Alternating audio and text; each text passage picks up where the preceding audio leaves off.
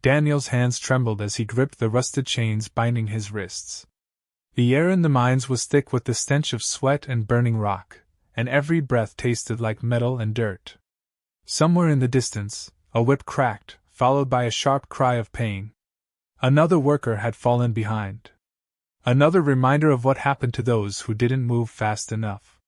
The Trenic Empire had conquered Earth decades ago, and humans, once free, once proud, were now nothing more than laborers, forced to dig deep into alien soil for minerals that fueled their conquerors' machines. The conditions were brutal. The heat blistered their skin. The food was barely enough to keep them alive. But the worst part wasn't the labor or the punishment. It was the hunts. Every few weeks, the Xerax hunters arrived, tall, insectoid warriors with armor that shimmered like an oil slick. Their purpose was simple: to track and eliminate any humans who attempted to escape. They did it for sport. A game. Something to break up the monotony of running an empire. And they never failed. Until now. Jonah had escaped. He hadn't just run, he had vanished. Most escapees lasted less than a day before their mutilated bodies were dragged back to the mines as a warning. But Jonah? He had been gone for weeks, and the hunters hadn't found so much as a trace of him. The camp was buzzing with rumors. Some said he had found a way off the planet.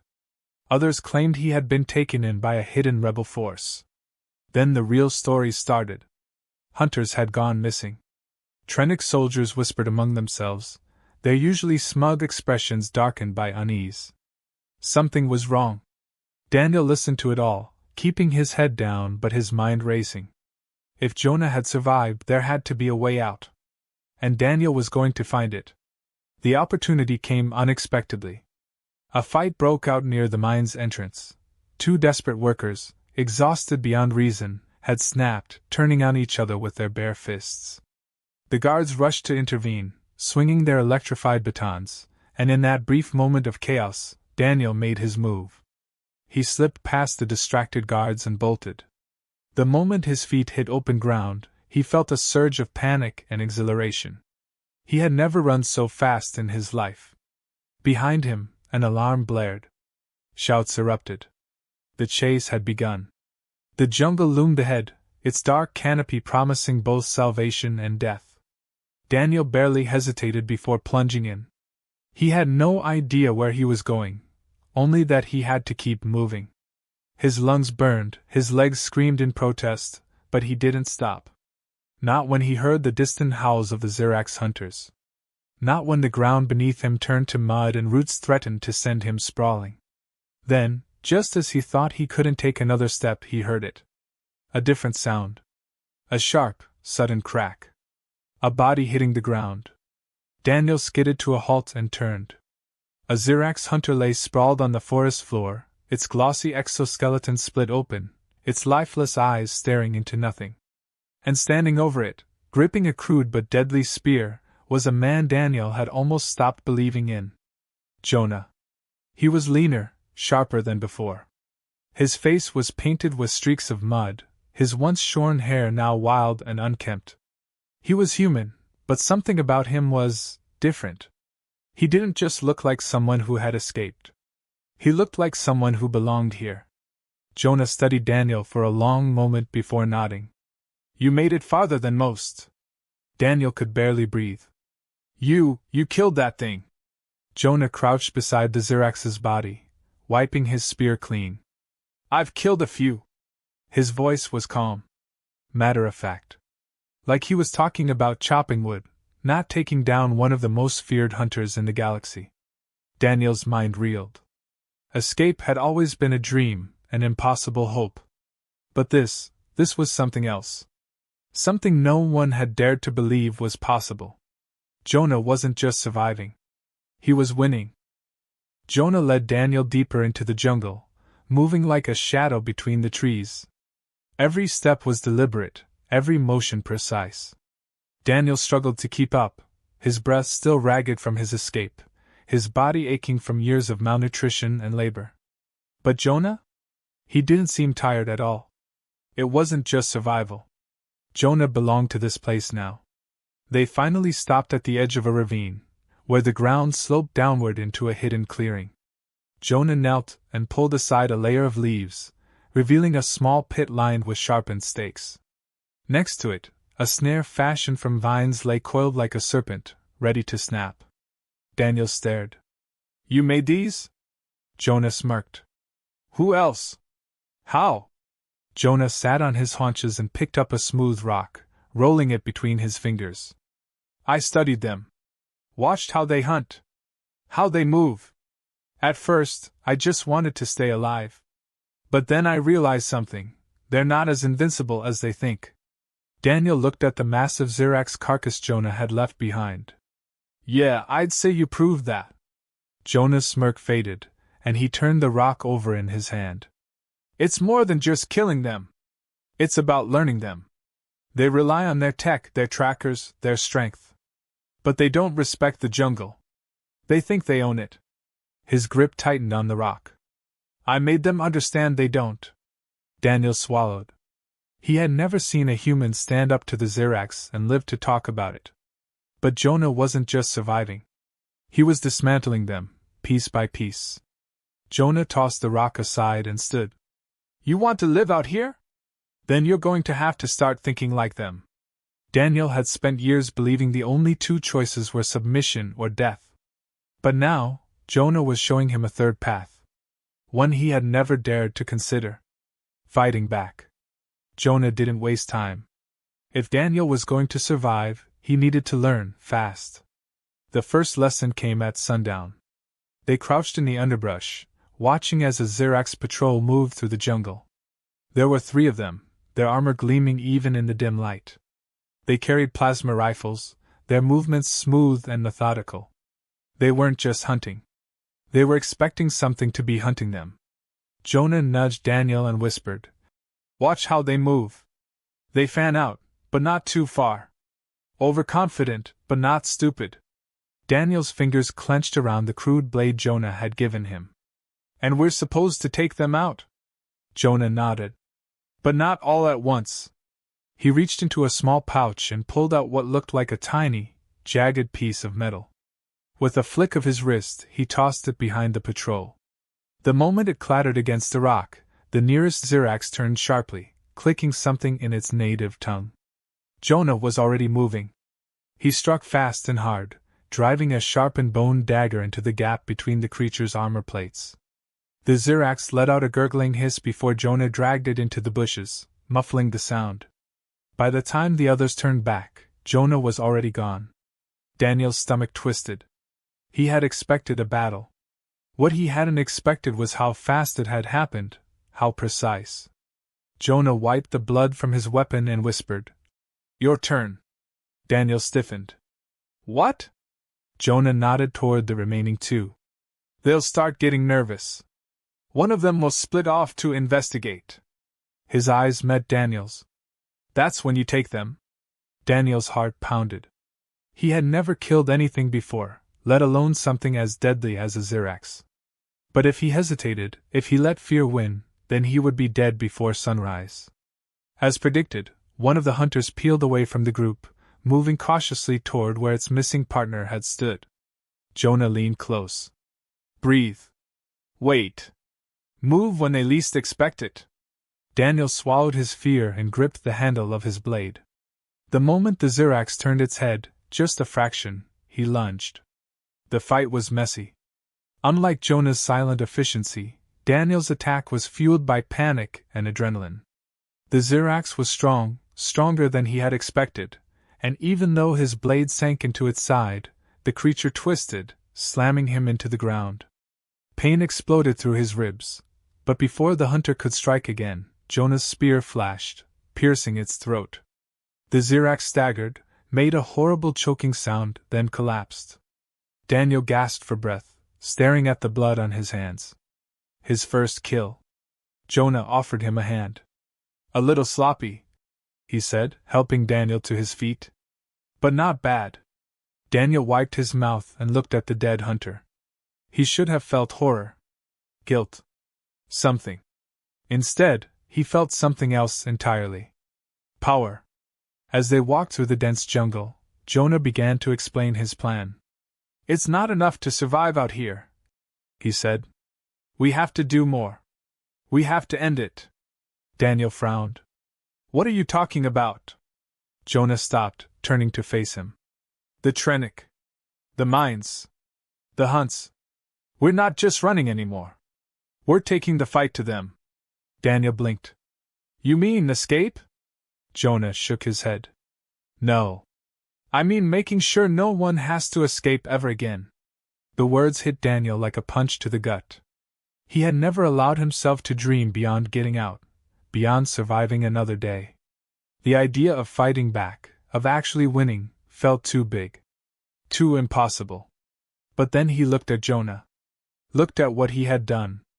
Maybe it wasn't impossible. Jonah studied him, gauging his reaction. I'm not asking you to do this for me, he said. I'm asking if you want to fight for yourself. Daniel exhaled, glancing at his blood-stained hands. For years, he had been a nameless worker, just another body breaking under the weight of the Trenic Empire. But now he had a choice. He looked up at Jonah and nodded. I'm in. The Trenic didn't take humiliation lightly. Jonah and Daniel's attacks had been small so far, striking at lone hunters, dismantling patrols, but the Empire had finally noticed. And now, they were sending something worse. Jonah crouched at the top of a ridge, his gaze locked on the distant figures moving through the jungle below. These weren't the usual Xerax hunters. They were bigger, their exoskeletons reinforced with dark plating. Their movements were precise, mechanical.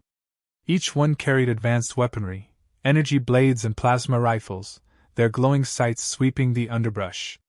Enforcers. Daniel exhaled slowly beside him. These guys look different. They are, Jonah said, keeping his voice low. Stronger. Smarter. No overconfidence, no playing with their prey. Just killing. Daniel watched them move in perfect formation, sweeping the area with surgical precision. This wasn't a game for them. They weren't here to hunt. They were here to eliminate. Jonah clenched his jaw. They know we're a threat now. Daniel swallowed hard. The fact that the Trenic had sent enforcers meant Jonah was right. Their attacks hadn't just been a nuisance. They had been a warning sign to the Empire, and now, the Empire was answering. Jonah motioned for them to move, and they slipped back into the jungle, sticking to the shadows. But they hadn't gone far when Jonah stopped suddenly, his hand shooting out to block Daniel's path. The ground ahead looked normal, but Jonah saw what Daniel didn't. A thin line of wire, nearly invisible against the foliage. A trap. Daniel barely had time to process it before Jonah pointed to the trees, motion sensors, mounted high, ready to alert the enforcers the moment someone crossed the line. Jonah's voice was grim. They're expecting us to run. Daniel exhaled sharply. So what do we do? Jonah turned back toward the approaching enforcers. We stop running. They needed numbers.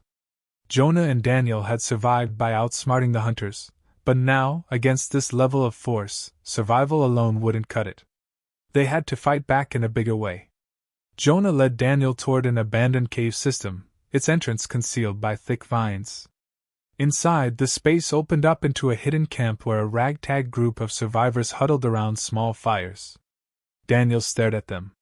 These weren't just escapees, they were fighters.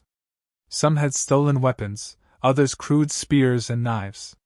They weren't warriors yet, but they were ready. A woman stepped forward, her piercing gaze locking onto Jonah. She was lean, sharp, and carried herself with an authority that made it clear she wasn't someone to underestimate. Sarah. Daniel recognized her name from whispered stories in the mines. She had been a scientist, forced to work on the very technology the Trenic used to control them. Sarah crossed her arms. You brought a new recruit? Jonah smirked. I brought someone who just killed his first hunter. Sarah raised an eyebrow at Daniel, who shifted uncomfortably. Well, she said, congratulations. You're officially a problem for the Empire. Jonah got straight to the point. We need to move. The Trenic sent enforcers. That got everyone's attention. Murmurs rippled through the crowd. Sarah's expression darkened. They're not wasting time anymore, she muttered. If they sent enforcers, they plan on wiping us out. Jonah nodded. Which is why we have to hit them first. Daniel frowned. How? They're stronger, faster, better armed. Sarah cut in. They're predictable. She turned to a small makeshift table where a crude map was laid out. They rely on technology. Trackers, drones, armor plating. But I've been studying their systems since the day they shoved me into a lab. She tapped the map. I can disable their tracking implants. Daniel's eyes widened. You can do that? Sarah gave him a pointed look. I was forced to build half of them. So yeah? I can do it. Jonah grinned. Then we have a shot. Daniel exhaled. They were planning something impossible. But as he looked around at the faces of those who had suffered, those who had lost everything, he realized something. This wasn't just about escape anymore. This was a war. The jungle belonged to them now. Jonah, Daniel, Sarah, and the rest of the survivors worked quickly, setting traps, rigging the terrain to turn against the enforcers. They wouldn't win in a direct fight, but they didn't need to fight directly. They just needed to make the enforcers doubt. The first attack came at dusk. A patrol of enforcers moved through the trees, scanning for movement. Then the jungle exploded around them. Hidden tripwires snapped, sending razor-sharp spikes swinging from the branches. Explosive traps, crafted from stolen trenic tech, detonated beneath their feet. The enforcers reacted with cold efficiency, regrouping in formation, but that was their second mistake. Jonah and the others were waiting for them. Arrows, spears, and stolen plasma blasts rained down from the trees. The enforcers fired back, their rifles cutting through the foliage, but every time they moved, another trap activated, another fighter struck from the shadows. Daniel found himself in the chaos, adrenaline surging through his veins.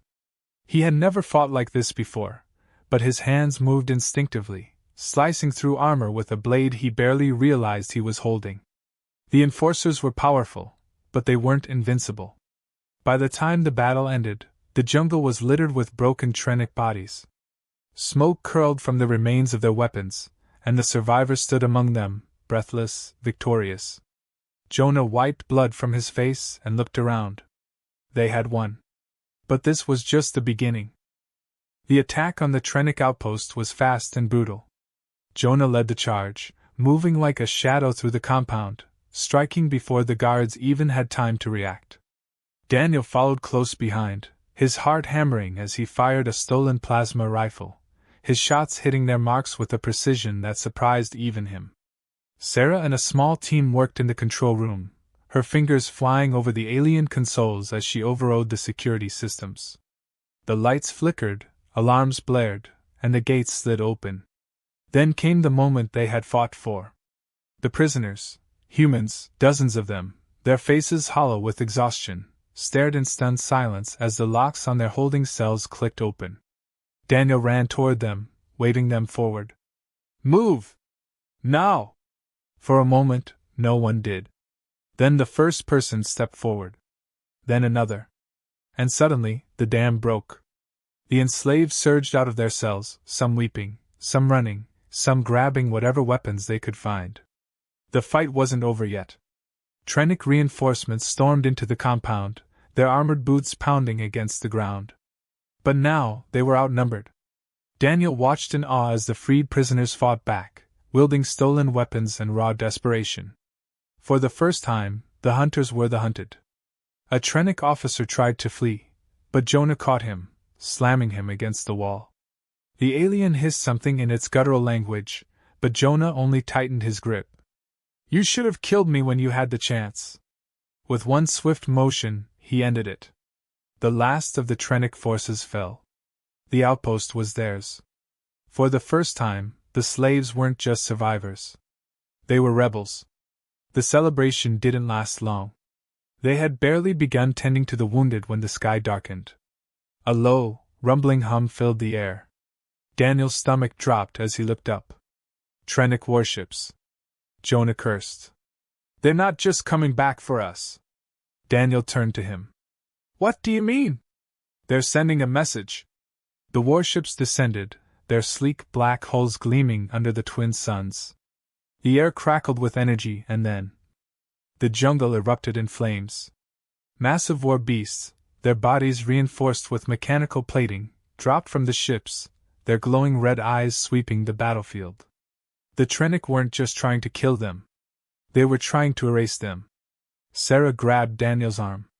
We have to get out of here. Now. Jonah, breathing hard, looked at the people they had just freed. We can't run. Not this time. Daniel stared at him, incredulous. Are you insane? We can't fight that. Jonah's voice was steady. If we run, we lose everything. Daniel looked around. At the freed slaves, at the jungle burning around them, at the warships hovering above. Jonah was right.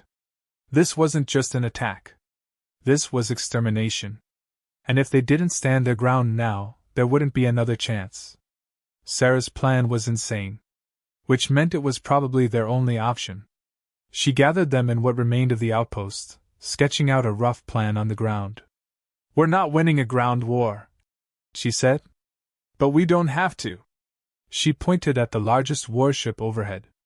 That ship? That's our way out. Daniel frowned.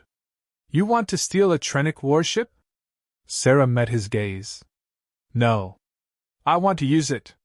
Jonah folded his arms. Explain. Sarah's voice was calm, determined. That ship controls their deployment. If we take the bridge, we take their communications. We turn their own defenses against them. Daniel exhaled. So instead of escaping, we hijack their fleet? Sarah grinned. Exactly. The plan was reckless. Impossible. And yet, as Daniel looked at the faces around him, he realized. No one was afraid anymore. This wasn't a desperate attempt to flee. This was an uprising. The plan almost worked. They had moved swiftly, slipping through the chaos as the trenic forces focused on razing the jungle and crushing any resistance on the ground. The warship's lower deck had been barely guarded, the Empire's arrogance making them blind to the idea that slaves could become an actual threat. Jonah led the charge up the ship's loading ramp, cutting through the few guards stationed inside. Daniel and Sarah followed, pushing forward as the doors sealed behind them. The moment they were inside, Sarah got to work, hacking into the ship's systems. The bridge was just ahead. They could do this. Then everything went wrong. A sharp hiss filled the air, and suddenly a wall of trenic soldiers emerged from the corridors. More than they could fight, more than they could handle. Jonah spun, gun raised, but before he could fire, something struck him in the side. Jonah staggered back, his face twisting in pain. A trenic officer stepped forward, a cruel grin on his reptilian face. You actually thought you could win? The officer sneered. Daniel fired his rifle, but the shot never landed. A stun blast slammed into his chest, knocking him to the floor. The last thing he saw before darkness took him was Jonah, fighting even as he bled, even as the enemy surrounded him. Then everything faded. Daniel woke to cold metal beneath him. His head throbbed. His vision was blurred. He tried to move, but his wrists were bound, thick restraints digging into his skin. He was in a holding cell, small, featureless, the kind the trenic used when they wanted someone alive just long enough to make an example of them. Across from him, Jonah was slumped against the wall, his breathing ragged. Blood dripped from a wound in his side, staining the floor beneath him. Daniel's throat tightened. Jonah! Jonah's head lifted slightly. His eyes were sharp despite the pain. You awake? Good. Daniel struggled against his restraints. We have to get out of here. Jonah gave a weak chuckle. Yeah? Working on it. Footsteps echoed outside the cell. The trenic officer from before stepped inside, his dark armor gleaming under the harsh lights. He looked at Jonah with something almost resembling respect. You've been a problem for a long time, the officer said. But every problem has an ending. Jonah smiled, his teeth bloody. Yeah? Yours is coming real soon. The officer's smile faltered. A sudden explosion rocked the ship. The walls trembled, and alarms blared to life. Daniel's eyes widened. That wasn't an attack from the trenic. That was Sarah. Jonah grinned wider. Told you. The officer spun, barking orders into his communicator, but he never got the chance to finish. Jonah moved faster than anyone expected. Even with his injuries, even bound, he surged forward, snapping his restraints against the officer's throat. The trenic choked, clawing at the metal cable now wrapped around his neck. Jonah twisted, yanking hard. There was a sickening crack, and then the officer dropped. Jonah staggered, panting. He turned to Daniel. Come on, he said. Time to take our ship. The ship was in chaos. Sarah's sabotage had crippled the trenic systems, shutting down their communications and locking down their weapons. The remaining rebels, those who had made it on board, were fighting through the corridors, taking the bridge one section at a time. Daniel and Jonah moved fast, cutting down any remaining guards. The pain in Jonah's side was slowing him down, but he didn't stop, didn't hesitate. By the time they reached the control center, Sarah had already secured most of it. She turned as they entered, her face breaking into a relieved grin. Took you long enough, she said. Jonah smirked, leaning against the console. Had to make an entrance. Sarah pointed to the command panel. I can override their fleet orders. Turn their targeting systems against their own forces. Daniel's breath caught. You can do that? Sarah's fingers flew across the interface. In about 30 seconds? Yeah. Jonah glanced at the viewport. Outside, the jungle burned, the last remnants of the resistance being crushed under the trenic's might. They didn't have 30 seconds. A sudden tremor shook the ship. Trenic reinforcements were moving in. If they didn't act now, it wouldn't matter what Sarah did, they'd all be dead. Jonah looked at Daniel. You trust me? Daniel blinked. Of course. Jonah pressed a small device into his palm. Then get to the escape pods. Daniel's heart pounded. What? No. We finished this together. Jonah smiled, but there was something behind it. Something final. We are. Then he turned to Sarah. Set the ship to overload. Sarah's fingers froze over the controls. Jonah. Jonah's voice was steady. They want to wipe us out? Then we take them with us. Daniel's stomach twisted. No. We all get out of here. Jonah shook his head. Not this time. He met Daniel's eyes. But you will. A sudden explosion rocked the ship again. Trenic forces were closing in. Sarah hesitated only a second longer before pressing the final sequence. Overload set. 5 minutes. Jonah gripped Daniel's shoulder. Go. Daniel clenched his jaw. He didn't want to leave. But he knew Jonah. He knew there was no talking him out of this. So he ran. The warship detonated over the jungle, a massive fireball swallowing the sky. Daniel and Sarah watched from a stolen escape pod, breathless, stunned. The explosion sent shockwaves across the battlefield, ripping through the trenic forces below. Their warship, had taken half the enemy fleet with it. The surviving rebels on the ground looked up, watching as the sky burned. For the first time, the trenic ran. Daniel's hands trembled as he gripped the controls of the escape pod. His chest was tight, his eyes stinging. Jonah was gone. But his war wasn't. Sarah exhaled, her voice shaking. We did it. Daniel swallowed. His throat felt raw. His heart ached. No, he said softly. He did. The escape pod soared into the stars. The war wasn't over. Not yet.